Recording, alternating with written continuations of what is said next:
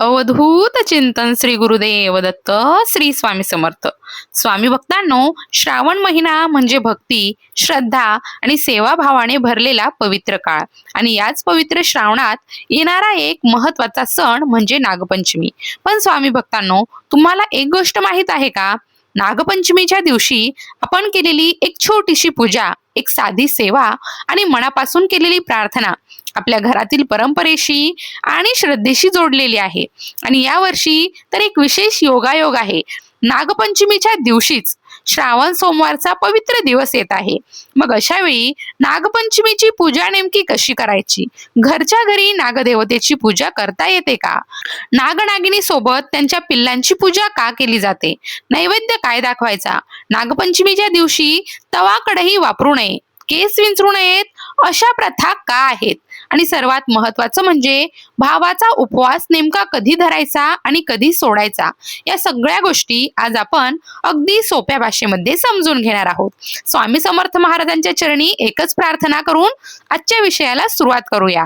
महाराज, आमच्या घरामध्ये सुख, शांती, समाधान आणि भक्ती सदैव नांदू दे. प्रत्येकाच्या हातून आपल्या सेवेसाठी काही ना काहीतरी सत्कर्म घडू दे.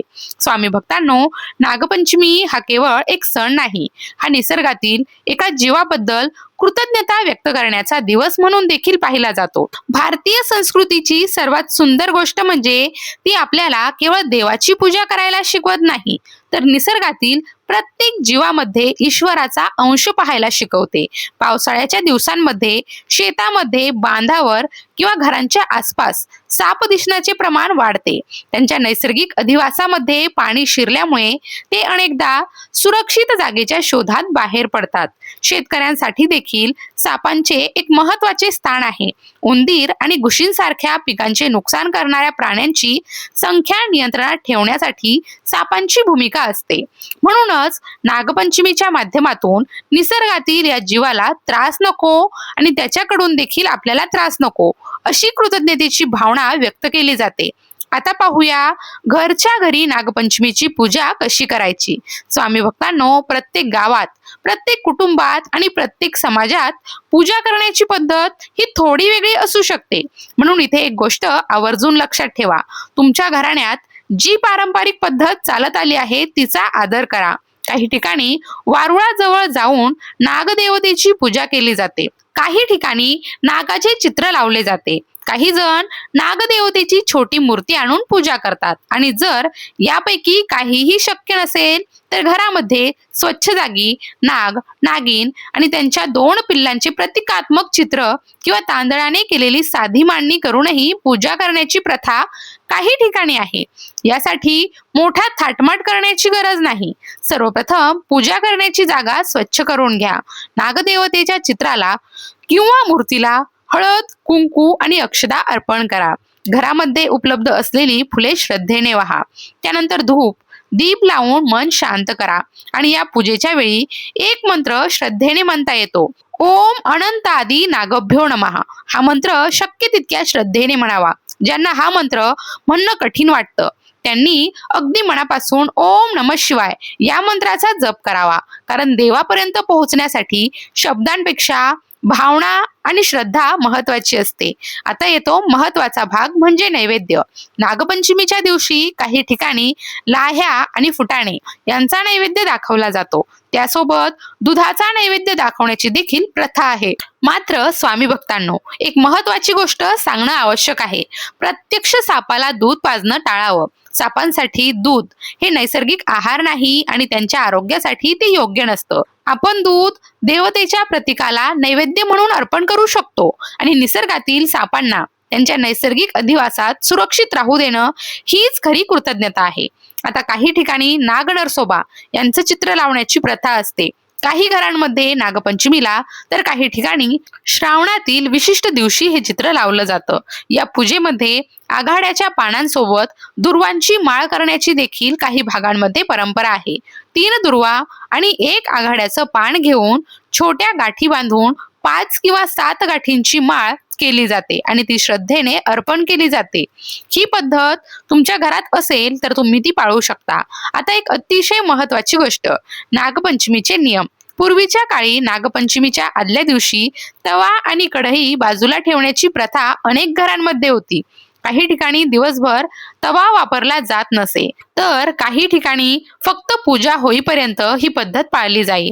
तर काही घरांमध्ये विशिष्ट वेळेनंतर स्वयंपाक करण्याची मुभा असे. म्हणून यामध्ये एकच नियम सर्वांसाठी आहे असं समजू नका. तुमच्या घराण्याची जी पद्धत आहे ती तुम्ही श्रद्धेने पाळा. तसंच काही ठिकाणी नागपंचमीच्या दिवशी चाकू, सुरी आणि इतर धारदार वस्तूंचा वापर टाळण्याची प्रथा आहे. काही कुटुंबांमध्ये केस न विंचरण्याची देखील परंपरा आहे. आजच्या काळात प्रत्येकाला प्रत्येक नियम काटेकोरपणे पाळणं शक्य होईलच असं नाही, पण एखादी परंपरा पाळताना तिच्या मागची भावना समजून घेतली तर त्या परंपरेशी आपला संबंध टिकून राहतो. नागपंचमी म्हणजे फक्त हे करायचे ते करायचे नाही एवढाच विषय नाही. नागपंचमी म्हणजे निसर्गाचा आदर, जीवामात्राबद्दलची कृतज्ञता आणि आपल्या संस्कृतीशी जोडलेलं नातं. आता येऊया भावाच्या उपवासाकडे. हा भाग विशेष महत्वाचा आहे, कारण वेगवेगळ्या भागांमध्ये भावाचा उपवास करण्याची पद्धत वेगवेगळी आहे. काही ठिकाणी चतुर्थीच्या दिवशी उपवास केला जातो आणि पुढच्या दिवशी तो सोडला जातो. काही ठिकाणी नागपंचमीच्या आदल्या दिवशी उपवास धरतात, तर काही ठिकाणी पंचमीच्या दिवशी उपवास करून दुसऱ्या दिवशी सोडण्याची पद्धत आहे. काही कुटुंबांमध्ये पंचमीचा उपवास संध्याकाळी सोडला जातो. म्हणून या सगळ्यांमध्ये कोणती पद्धत बरोबर आणि कोणती चूक असा वाद करण्याची गरज नाही. तुमच्या घरात तुमच्या आई वडिलांनी किंवा पूर्वजांनी जी पद्धत सांगितली आहे तीच पद्धत श्रद्धेने पाळा. आणि जर याच काळात श्रावण सोमवार देखील असेल तर उपवासांच्या बाबतीत आपल्या कुटुंबातील परंपरेनुसार किंवा आपल्या धार्मिक गुरुजींच्या मार्गदर्शनानुसार निर्णय घ्या. विशेषतः आरोग्याच्या दृष्टीने उपवास करणं शक्य नसेल तर स्वतःच्या शरीराला त्रास देऊ नका. देवाला शरीराचा त्रास नको, मनाची भक्ती हवी. आता नागपंचमीशी जोडलेली आणखी एक सुंदर परंपरा म्हणजे नवविवाहित मुलीचे माहेरी येणं. पूर्वी नागपंचमी हा श्रावणातील पहिल्या महत्वाच्या सणांपैकी एक मानला जायचा. नवीन लग्न झालेली मुलगी माहेरी यायची, आई तिची ओटी भरायची, तिला हिरव्या बांगड्या भरल्या जायच्या. पण आज परिस्थिती बदलली आहे. सगळ्यांना माहेरी जाणं शक्य नसतं, पण शक्य असेल तर आपल्या मुलीला 2 हिरव्या बांगड्या भरून देणं, तिला प्रेमाने आशीर्वाद देणं, ही परंपरेची भावना जिवंत ठेवण्याचा मार्ग सुंदर आहे. आणि नागपंचमी म्हटलं की गावाकडच्या आठवणी देखील डोळ्यांसमोर येतात.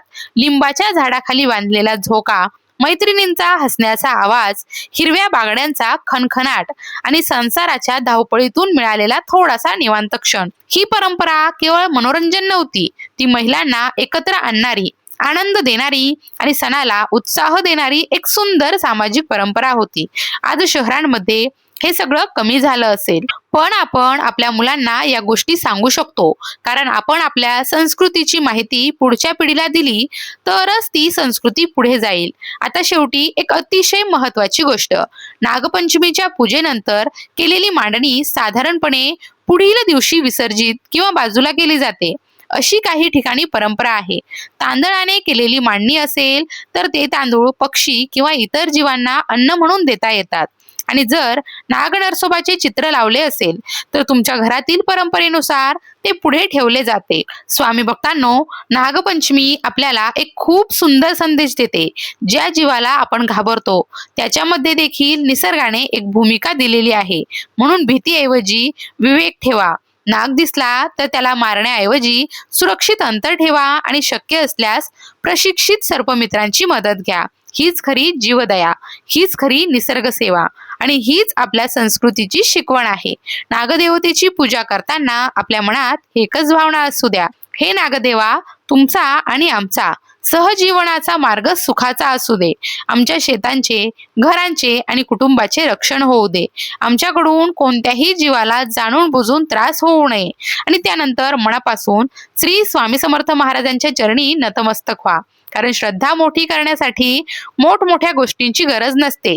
एक स्वच्छ मन, थोडीशी सेवा आणि मनापासून घेतलेलं देवाचं नाम एवढं देखील पुरेसं असतं. आज नागपंचमीच्या या पवित्र निमित्ताने महाराजांच्या चरणी एवढीच प्रार्थना. तुमच्या घरात सुख शांती राहो. तुमच्या कुटुंबावर स्वामींचा आशीर्वाद राहो, तुमच्या हातून सत्कर्म घडत राहो आणि सर्वात महत्त्वाचं, जिथे जिथे स्वामींचे नाम घेतलं जातं तिथे तिथे महाराजांची कृपादृष्टी सदैव राहो. भिवू नकोस, स्वामी सदैव पाठीशी आहेत.